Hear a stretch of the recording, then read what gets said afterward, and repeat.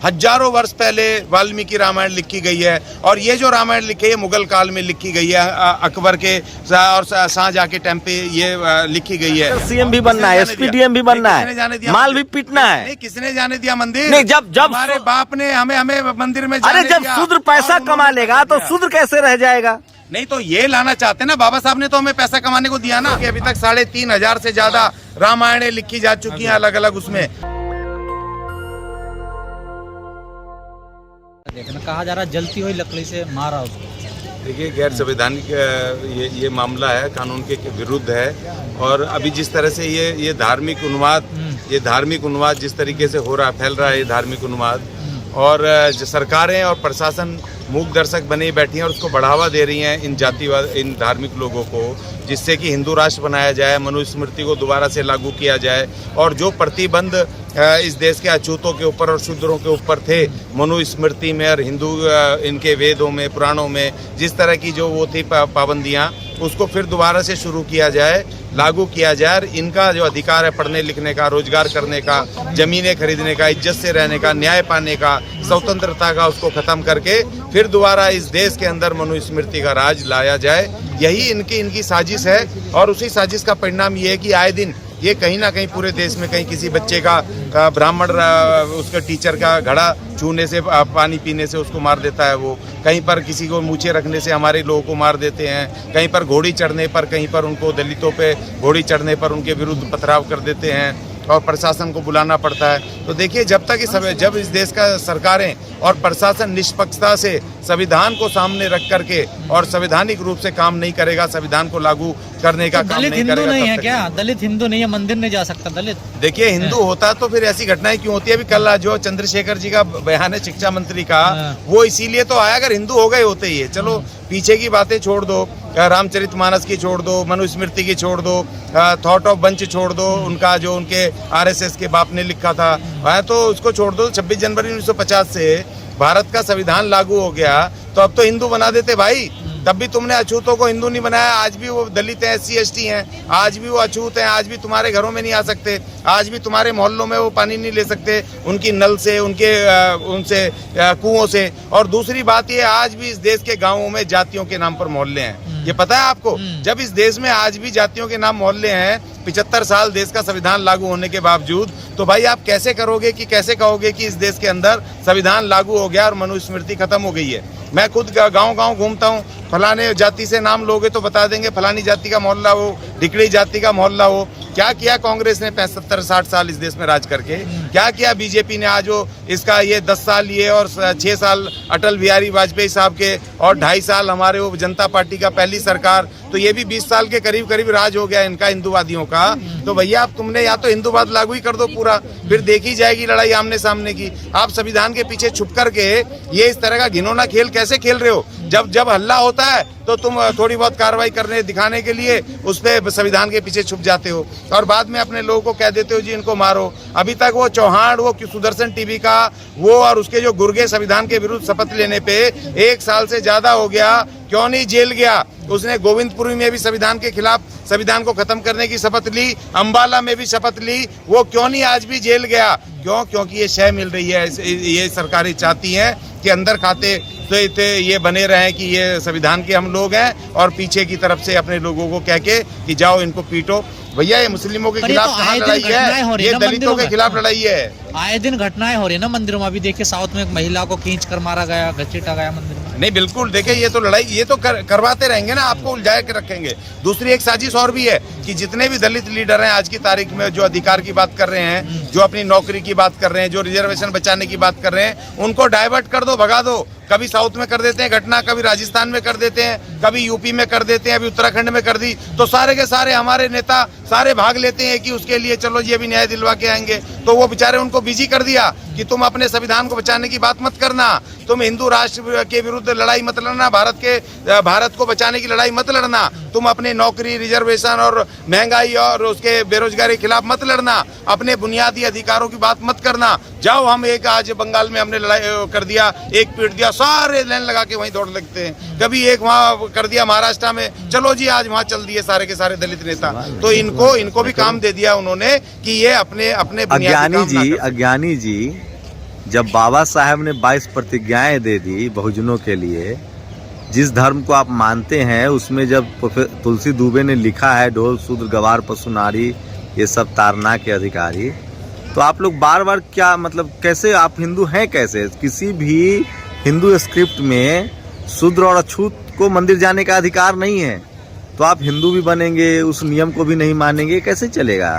नहीं देखिए, हम हिंदू तो थे ही नहीं, ना है और ना ही मानते हैं। लेकिन देखिए सवाल इस बात का है कि बाबा साहब ने जो 22 प्रतिज्ञाएं ली थी 1956 में, उसके बाद जो व्यापक रूप से अनुसूचित जाति, खास तौर पे अनुसूचित जाति और जनजातियों के बीच में जो एक मिशन उसका जो प्रचार चलना चाहिए था इस देश के दलित लीडरशिप के द्वारा, वो नहीं हुआ, व्यापक रूप से नहीं हुआ। एक आध जातियों में हुआ, लेकिन वो व्यापक रूप से जो शेड्यूल जातियां थी, कहीं 50 तो बहुजन आपकी क्या राय है? बहुजन क्या हुआ? बहुजन क्या बाबा साहब की 22 प्रतिज्ञा माने या वो ब्राह्मण धर्म में रहे? देखिए, जब बाबा साहब ने जिस समय प्रतिज्ञाएं ली थी, वो दौर बिल्कुल इन्हीं से शुरुआती संविधान लागू होने के बिल्कुल शुरुआती समय, उस समय वो अटैक करना बाबा साहब का बहुत जरूरी था। लेकिन आज जब इस देश के अंदर हजारों की तादाद में SC ST के लोग पढ़ लिख करके संवैधानिक पदों पर हैं, अच्छे अच्छे जगहों पर है, राजनेता हैं, पॉलिटिकल पार्टियों में हैं और भारी संख्या में पढ़े लिखे लोग हैं, तो आज हमें संविधान को लागू करने की बात करनी है। बाबा साहब ने जो पहली लाइन लिखी थी प्रेम्बल में,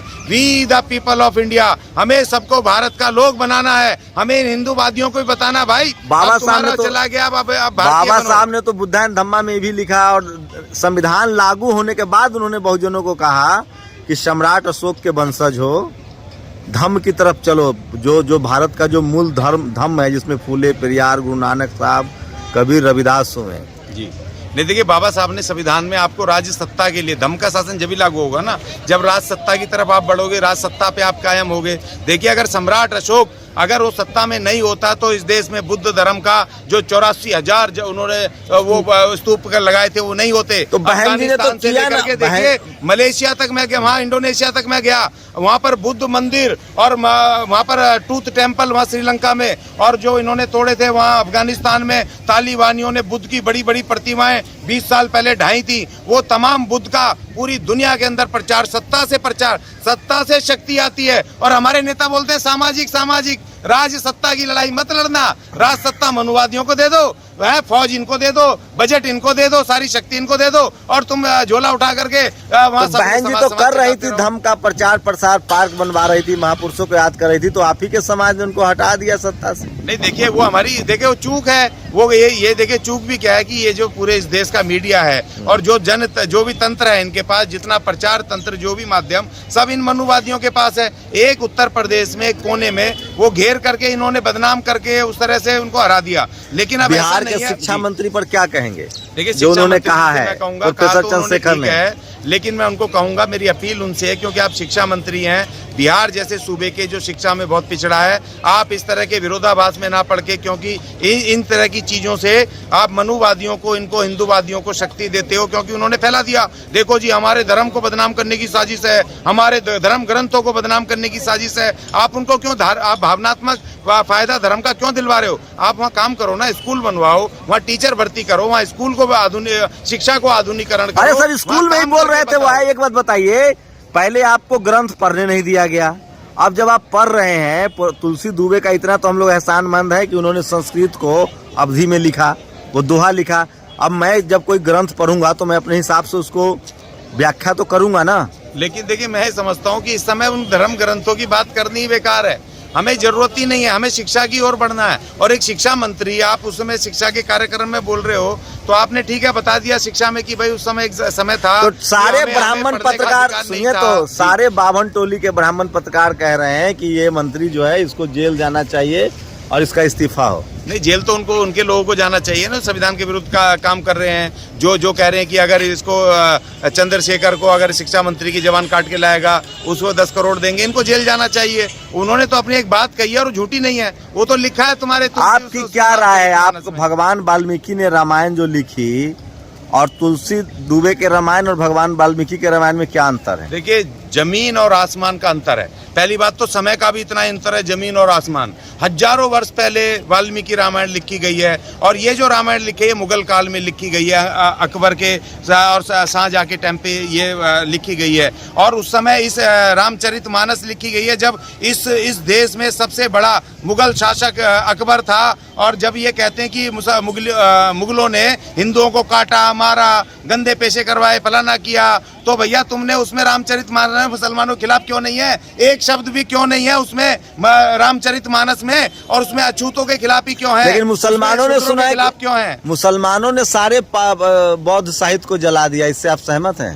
नहीं, मैं तो देखो किसी भी तरह के जो कट्टरपंथीता है और धार्मिक कट्टरपंथीता खास तौर पे मैं इसका विरोध करता हूँ, किसी भी धर्म का हो, किसी भी उसका हो। मैं मुगलों ने संस्कृत का साहित्य छोड़ दिया और सारे बौद्ध साहित्य जला दिए, ये कहना है ब्राह्मण समाज का। देखिए इसमें भी ये भी तो बहुत गलत बात है। ये तो पुष्यमित्र शुंग ने जलाया है और ये हिंदूवादियों ने जलाया है। मुगलों को क्या लेना देना बुद्ध के? उससे मुगल तो 6वीं शताब्दी का पहला आया था, मोहम्मद बिन कासिम, और उसके बाद ये 15वीं और 16वीं शताब्दी में शेरशाह सूरी वगैरह लगा करके तमाम ये लोग आए हैं। तो उस समय और जब बुद्ध का इन्होंने साहित्य जलाया, बुद्धिस्टों को काटा, एक स्वर्ण मुद्रा, 100 स्वर्ण मुद्राएं, एक बुद्धिस्ट की गर्दन काट के लाने वाले को 100 स्वर्ण मुद्राओं का घोषणा की पुष्यमित्र शुंग ने।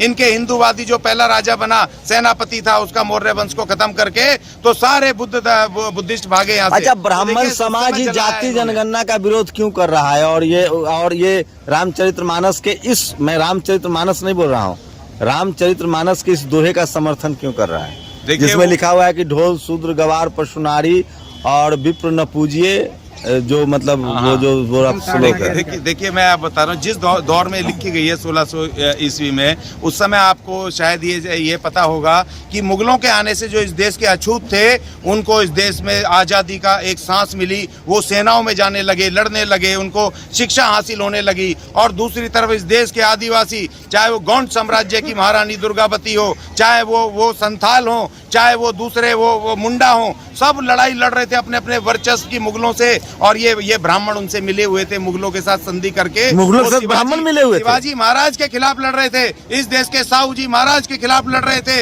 ये ब्राह्मण उनके साथ मिले, संभाजी महाराज के साथ मिल करके लड़ रहे थे। और इसलिए इनको जरूरत पड़ी कि इस देश के मूल नागरिक आदिवासी खड़े हो रहे हैं। इस देश के अछूत हजारों वर्षों से जो हमारे गुलाम थे, आज वो सेना नायक बन रहे हैं। आज वो इस देश में खुसरो भंगी 1320 में इसी लाल किले पर मुसलमान बन के धर्म परिवर्तन करके वो बादशाह बन रहा है। तो इन्होंने कहा इनको रोकने का एक ही जरिया है कि दोबारा से इन्होंने वाल्मीकि रामायण के नाम पर उसको ट्रांसलेट करने के नाम पर उसमें इन्होंने उनके खिलाफ जहर उगल दिया, तो जातिवाद फैला दिया। उस समय आपने भाई मुगलों के खिलाफ क्यों नहीं लिखा? मुसलमानों के खिलाफ क्यों नहीं लिखा? तुलसीदास ने, मुझे जवाब चाहिए। उन्होंने लिखा है कि मैं मांग के खाऊंगा और मस्जिद में सोऊंगा। तो समर्थन कर रहा है ना कि मस्जिद बहुत बढ़िया है, मांग के खा के मुझे बहुत वहाँ सुरक्षा मिलेगी, क्योंकि वो उसका मत है मुगलों के शासन का समर्थन करना।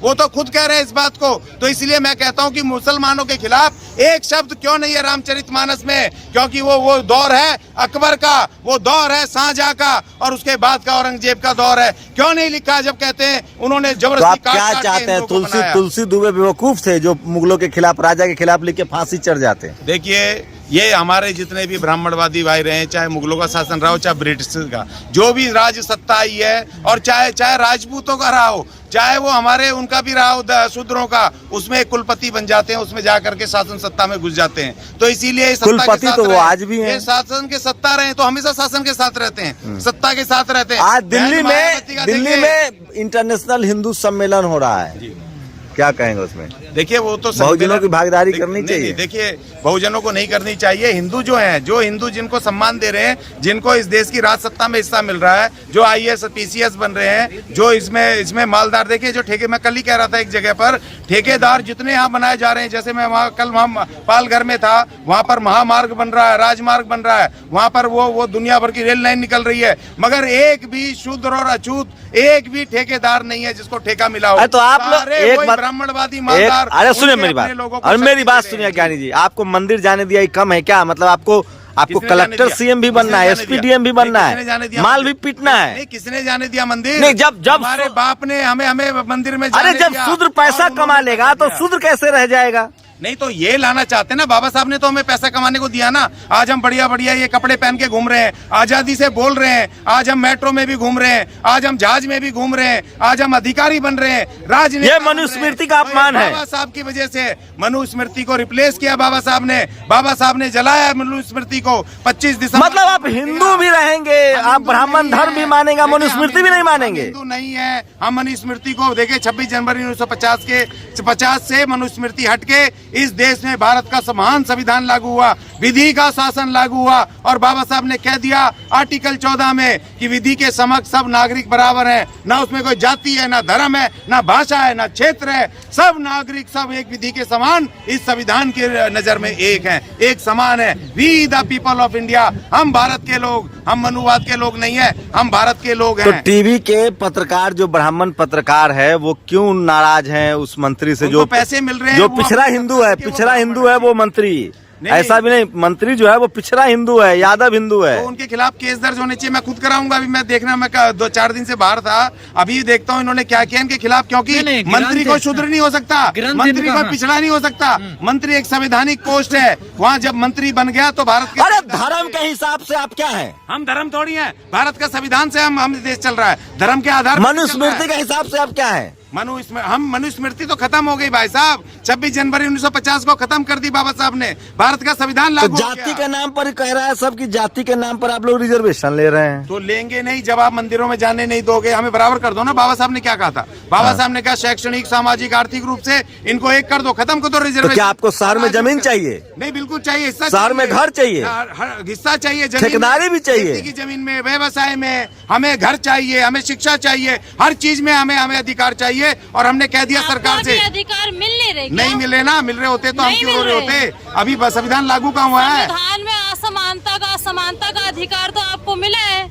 नहीं, आपको आरक्षण दिया गया है, शिक्षा के लिए आप लोगों को दिया गया है, सारे शैक्षणिक संस्थानों में आप लोगों को सबसे ज्यादा रिजर्वेशन मिलता है। किसने कहा? कॉम्पिटिटिव एनवायरमेंट में सबसे ज्यादा एनवायरमेंट किसने कहा आपको? मुझे एक आंकड़ा दो, और आप मुझे आंकड़ा दीजिए, मुझे आप आंकड़ा दीजिए कितना रिजर्वेशन मिलता है। और दूसरी बात ये कि 1992 के बाद नहीं मिलता ना, तो आप इतनी चौड़ी बात नहीं, हम रिजर्वेशन से नहीं, ये गलत है, आपको गलतफहमी है। 1992 के बाद इस देश की सरकारों ने, देखिए देश की, आप इतनी चौड़ी बात नहीं, आरक्षण से नहीं है, ये भारत के संविधान से हमें शक्ति मिली है। हमें नहीं, आरक्षण अलग है। देखिए आर्टिकल 19 मेरा फंडामेंटल राइट है बोलने का, ये चौड़ा होके बोलने का आर्टिकल 19 ने मुझे अधिकार दिया है, रिजर्वेशन ने नहीं दिया। रिजर्वेशन बिल्कुल अलग है। नहीं, आपको आरक्षण मिला, आपको समानता का अधिकार। आरक्षण लागू कहाँ हुआ बहन जी?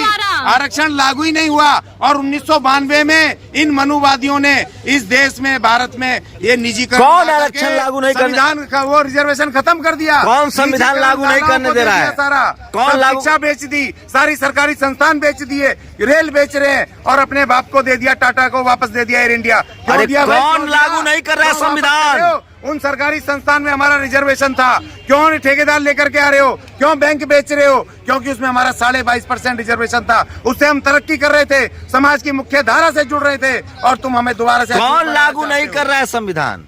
यही मनुवादी आरएसएस के लोग जो तो आपके 31 आपके जो लोकसभा में भी है, जो तमाम लोग हैं, आपके जो लोकसभा में 131 बैठे हुए रिजर्वेशन से वो क्या झाल बजा रहे हैं? देखिए जब पूना पैक्ट साइन किया, बाबा साहब ने कह दिया कि भैया जो इन मनुवादी पार्टियों के नेतृत्व की पार्टियों में हमारे SC/ST के लोग आएंगे, रिजर्वेशन तो मैंने दिलवा दिया पॉलिटिकल, मगर ये गुलाम होंगे, ये अपने समाज के काम नहीं आएंगे। इसीलिए बाबा साहब ने हमें पार्टी बनाने का अधिकार दिया, इसीलिए बाबा साहब ने हमें संविधान में निर्दलीय लड़ने का अधिकार दिया, क्योंकि इनको पता था कि क्रांतिकारी पढ़े लिखे लोगों को ये मौका नहीं देंगे, ये देंगे गुलाम दलितों को, जो इनका हुक्म बजाएंगे, इनकी गुलामी करेंगे। इसीलिए बाबा साहब ने कहा मैं तुम्हें टिकट साइन कर रहा हूँ, आजाद लड़ो, बिना पार्टियों के जाओ, 10 आदमी लेके भरो अपना पर्चा, लड़ो और जाओ विधानसभा लोकसभा में और बनाओ अपनी पार्टियां और खड़ी करो अपना मूवमेंट, जैसे मान्यवर काशीराम जी ने किया। लेकिन ग्रंथ इनका लिखने वाले, ये तो दिक्कत क्यों हो रही है अगर लोग उसे पढ़ रहे हैं और बता रहे हैं तो सब? नहीं, अब उनको दिक्कत इसलिए हो रही है ना, क्योंकि देखो ये इन्होंने हमें अनपढ़ रखा।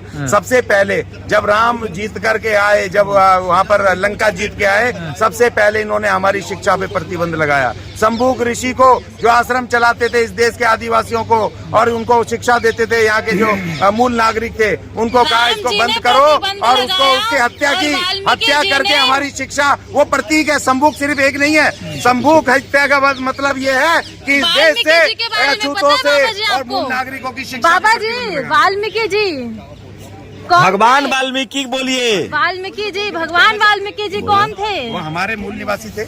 हाँ, तो तब आप कह रहे हो राम जी पे भी एलिगेशन लगा रहे हो, वाल्मीकि जी भी तो वाल्मीकि रामायण में लिखा है, मैं थोड़ी लगा रहा हूँ। सब चीजें आप लोगों को ही चाहिए, सब चीजें आप लोगों को मैं नहीं चाहिए। कह रहा हूँ बहन जी, वो तो वाल्मीकि रामायण में लिखा है, वाल्मीकि रामायण में लिखा है। भगवान वाल्मीकि को दलित कह रही है। हम इस देश के मूल नागरिक हैं, दलित तो इन्होंने बनाया, हम इस देश के मूल नागरिक हैं, हम हैं इस देश के असली वासी वारिस। खुद अपने आप को दलित बना रहे हो यहाँ पे। हम नहीं कह रहे, अभी आप तुम्हारे खुद ही लोग कह रहे मंदिर हो में हर जाने चीज दे रहे, में। तुम्हारे लोग हमें अरे पीट आप रहे खुद हैं, अपने आप मटके को से कह पानी रहे हो। लेने में हमें पीट रहे हैं, ये हमारा अपमान कर रहे हैं। सवाल ये हम करो नहीं यार, कर रहे। सवाल करो।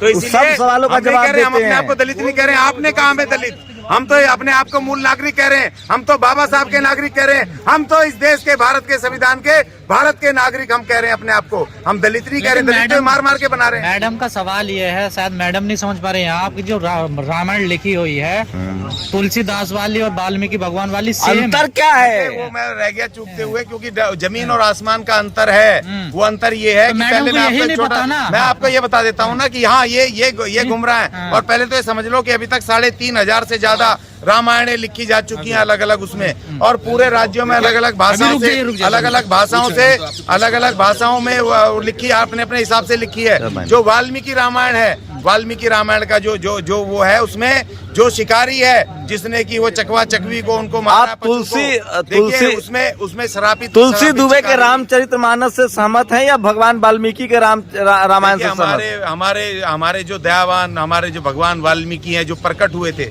उनका कोई इनका पैदा नहीं हुए, वो प्रकट हुए हैं। उन्होंने वाल्मीकि रामायण लिखा। इस देश के मूल नागरिकों की कहानी है, कैसे छल कपट से इस देश के मूल नागरिकों को उन्होंने हराया, परास्त किया। तो इसीलिए जो मूल रामायण है वही और सच्ची रामायण, तो जब भगवान वाल्मीकि ने रामायण लिखी तो रामायण में कोट की गई है। यहाँ पर तो रामायण का असली वारिस कौन है इस देश में? रामायण भगवान वाल्मीकि के अनुसार रामायण का असली वारिस यहाँ कौन के है? जितने मूल नागरिक है सभी को उसको वो वारिस होना चाहिए, उसका प्रचार करना चाहिए। और ये पेरियार साहब ने लिखा है, सच्ची रामायण में लिखा है। सतेंद्र पीएस कह रहा है कि भगवान राम कुर्मी थे, लव कुश के पिता थे। देखो अब तो सारे दावा कर रहे हैं, उनको करने दो, लेकिन मैं ये कह रहा हूँ कि वाल्मीकि रामायण में जो इनके जो आर्यंस थे, आर्यंस और अनार्यंस की जो वैचारिक लड़ाई है, सत्ता की लड़ाई है। योगी जी कह रहे हैं हनुमान जी दलित हैं। हाँ तो सही कह रहे हैं, उसमें क्या है, वो तो आदिवासी लेकिन धोखेबाज, वो गुलामी करके अपने शासन के खिलाफ उन्होंने लड़ाई लड़ी, तो इसलिए वो तो अलग लड़ाई चल रही है। सुग्रीव, विभीषण, हनुमान, इन्होंने अपने ही लोगों के खिलाफ लड़ाई लड़ी। राम मंदिर में आपको हिस्सेदारी कितनी चाहिए? 2024 में शुरू होने जा रहा है। भगवान वाल्मीकि जी का सबसे पहले वहाँ पर मंदिर होना चाहिए। दान पेटी की चाबी किसके पास होगी? दान पेटी की चाबी हम कह रहे हैं हमें नहीं चाहिए। आप भारत सरकार में खाता खोलो और भारत के उसमें बैंक में जाना चाहिए, नेशनलाइज बैंक में जाना चाहिए, और उसमें से एक साइनिंग अथॉरिटी हमारा होना चाहिए। किसका? हमारा मतलब बहुजनों का होना चाहिए, बहुजनों का। मैं वाल्मीकि भी नहीं, समाज भी नहीं कह रहा हूँ, क्योंकि जाति बन गई रिकॉर्ड में। ट्रस्टी में एक शेड्यूल कास्ट है, एक शेड्यूल कास्ट, लेकिन है। साइनिंग अथॉरिटी में, लेकिन उसमें भगवान राम के वंशज नहीं है, ओबीसी नहीं है उसमें। 50-50 हमें वो चाहिए वहाँ पर पुजारी, 50% हमारे, 50% तुम किसी को भर्ती करो भाई, खत्म करेंगे, इसके विरुद्ध बोलेंगे और हिंदू राष्ट्र बनाएंगे। उसने कहा था ना, शपथ ली थी, उतने सारे लोग थे और उनके खिलाफ वो FIR दर्ज नहीं करी। 2021 से सुप्रीम कोर्ट कह रहा भाई FIR क्यों नहीं दर्ज करी, तो एक DCP ने लिख दिया कि देश के संविधान के विरुद्ध कोई ऐसा है ही नहीं। फिर दोबारा उसने सुप्रीम कोर्ट ने कल कहा है उसे FIR दर्ज हो चुकी है, लेकिन अरेस्ट नहीं हुई अभी तक। तो सह मिलती है इस प्रशासन से, इस मनुवादी, जातिवादी इस प्रशासन से, इस देश के उन संवैधानिक पदों पे बैठे हुए उन राजनेताओं से, कि जो कि इस तरह के संविधान के विरुद्ध और कानून के विरुद्ध जो इस तरह बोलने वाले लोग हैं, उनके त्वरित कार्रवाई नहीं होती, तुरंत पकड़ के उनको जेलों में नहीं डाला जाता, तुरंत पकड़ के उनके FIR दर्ज करके उनको सबक नहीं सिखाया जाता। भारत के संविधान को ये तार तार करने में लगे हैं। श्रेय इनको वहीं से मिलती है कि जहाँ से प्रशासन और ये सरकारें मूक दर्शक हो जाती हैं, तो वहाँ उनको मौका मिलता है। नेशनल दस्तक की आपसे गुजारिश है कि अगर इसको बचाना चाहते हैं तो नेशनल दस्तक को सब्सक्राइब करने के लिए रेड कलर के सब्सक्राइब बटन को दबाएं, फिर बेल आइकन की घंटी दबाएं। नेशनल दस्तक को बचाने के लिए बहुत जरूरी है कि हर खबर को शेयर करें, लाइक करें, कमेंट जरूर करें।